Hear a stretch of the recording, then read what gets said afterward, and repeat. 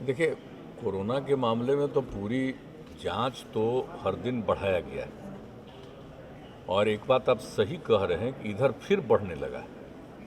और ख़ास करके पटना शहर में, पटना में ही, ज़िला में ही इसी में सबसे ज़्यादा आ रहा है।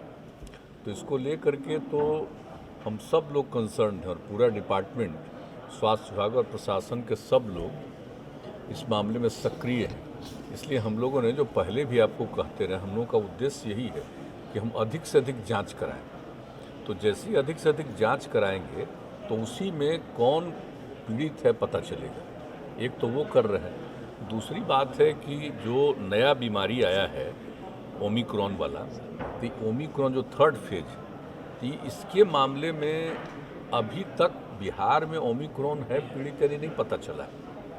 उसका एक कारण है कि यहाँ पर जो भी टेस्ट होता है नया हो रहा है तो उसको भेजा जा रहा है कि भाई इसको देख लीजिए कि इसी का मतलब कि थर्ड फेज वाला ओमिक्रॉन का पीड़ित है नहीं है। तो अभी कोई रिपोर्ट आई नहीं, लेकिन खतरा तो है ही। जीनोम सीक्वेंसिंग तो जो भी है, तो अब तो हमने आपस में हम लोगों ने बातचीत की है कि हम लोग बातचीत कर लें, और बातचीत करने के बाद अपने यहाँ भी टेस्ट, अब अभी तो आजकल रोड रिपोर्ट आ रहा है कि अब जो इस पर अध्ययन हो रहा है, इसमें कोशिश हो रही है कि तेज़ी से तुरंत हो जाए। अभी जा रहा, कई दिन हो गया, अभी रिपोर्ट नहीं आई। तो डिले अगर होगा, देर होगा तो ये अच्छी बात नहीं। तो इसलिए हम लोग सतर्क हैं, सब पूरा राज्य, और कोशिश कर रहा है कि भाई यहाँ पर भी व्यवस्था हो जाए।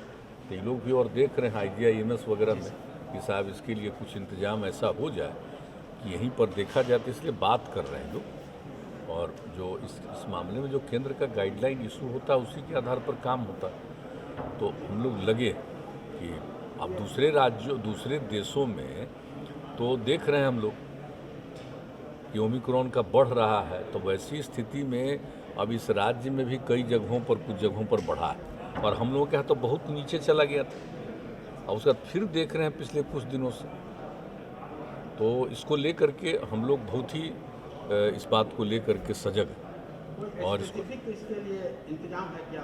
नहीं, पूरा का पूरा इंतजाम उनके ट्रीटमेंट का, और आगे अगर ऐसा कुछ होगा तो जैसे पहले ट्रीटमेंट वगैरह के लिए कर दिया गया था, कितने हॉस्पिटल में कितने बेड्स का, सब चीज़ का, और ट्रीटमेंट में कोई दिक्कत नहीं होगी, हर तरह की बात होगी। लेकिन उस पूरी तैयारी, हर प्रकार से 3 स्टेज के लोगों को रखना ना भाई, कि 3 तरह पर रखना, तो उन सभी जगहों पर पूरी की पूरी पहले की तरह की फिर से उसको तैयारी की जा रही है कि देख करके कि भाई अब इसको डिले नहीं करना, इंतजाम करके रखना। अगर कुछ भी हुआ, अगर कहीं ऐसा बढ़ना शुरू हुआ तो तत्काल उसका ट्रीटमेंट होना चाहिए। लेकिन जो हमने आपको कहा कि हम लोग ये देख रहे हैं कि जल्दी से जल्दी पता चल जाए कि भाई ओमिक्रॉन का है या ऐसे ही कोई और मामला है। लेकिन एक बात जो दिखाई पड़ रहा है कि बाहर से जो आते हैं ना, उसी में ये सब मामला दिख रहा है। तो उसके लिए तो पूरा कंसर्न है कि केंद्र सरकार का गाइडलाइन है, यहाँ पर है, सब टेस्ट हो रहा है, एयरपोर्ट से लेकर के हर जगह पर जो टेस्ट किया जा रहा है उसी में पता चल रहा है। तो वही बात आ रही है। नॉर्मल लोगों में कहीं उस तरह का केस नहीं आया। अब लेकिन कहीं बाहर का चला आया, अब कहीं अपने परिवार में गया, तो एक आध जगह वही देखा गया कि उसी परिवार में आया। आज हम नहीं देखें क्या लिखा है, अगर कोई लिखा होगा, लेकिन जानना चाहिए। अब सोच लीजिए, इसको लिखा हुआ देख करके आप पूछ रहे हैं तो आपको उसी दिन पता चलेगा कि आज लिख रहा है कोई 3 साल के बाद। इसके पहले हमने सोशियो इकोनॉमिक सर्वे करा करके एक एक जगह का पता कर लिया, और पता करने के बाद उन सभी जगहों पर सुविधा देना। और आप जान लीजिए, हम इसमें 2 जगह खुद गए और एक एक जगह देखा जहाँ पर का डेथ हुआ था पहले, तो जा करके देखा तो हमने कहा देखिए ये सब नहीं है। तो इसलिए एक एक चीज़ को देख करके हम क्या बताएं, वो किए हुए हम लोग। और उसके बाद देख लीजिए कि इस बार तो खैर कोरोना का दौर चला आया, लेकिन उसके बाद से AES पर असर कम से कम हुआ, इसमें कोई शक नहीं।